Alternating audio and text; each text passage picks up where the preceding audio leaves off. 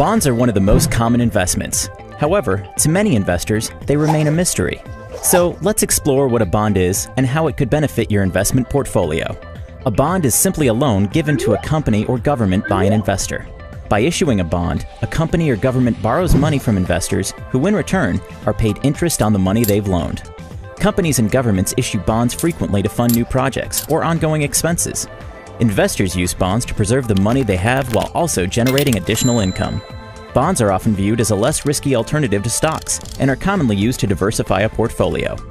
Consider this example. The city of Fairview wants to build a new baseball stadium, so it decides to issue bonds to raise money.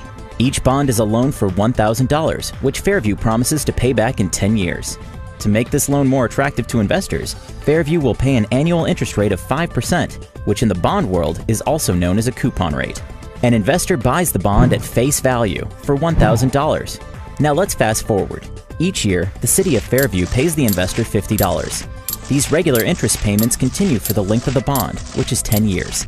Once the bond reaches maturity, the investor redeems his bond and Fairview returns his $1,000 principal investment. This bond was a good deal for both the city and our investor. Fairview got the money it needed to build the stadium. The investor received regular interest payments and the return of the original investment. Because a bond offers regularly scheduled payments and the return of invested principal, bonds are often viewed as a more predictable and stable form of investing. Compare regular payments of a bond to the experience of owning a stock.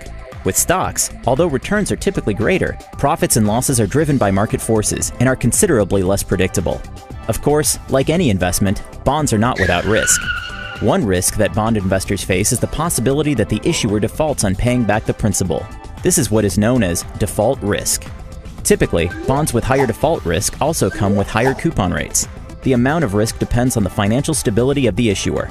For example, most governments are considered stable issuers and issue bonds with a relatively low coupon rate. Corporate bonds typically represent a greater risk of default, as companies can and do go bankrupt. That's why corporate bonds often offer a higher coupon rate. Several credit rating agencies, such as Moody's and Standard & Poor's, assign rankings to different bonds. This allows bond investors to gauge the financial strength of the bond issuer.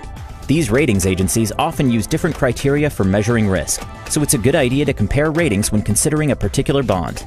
And keep in mind, rating agencies aren't always accurate, so be sure to research a bond and its risks thoroughly before investing. Another risk to consider is interest rate risk. This is the risk that interest rates will go up and any bonds you own will be worth less if sold before their maturity date. After all, when interest rates rise, more investors allocate their money into new, higher interest rate bonds.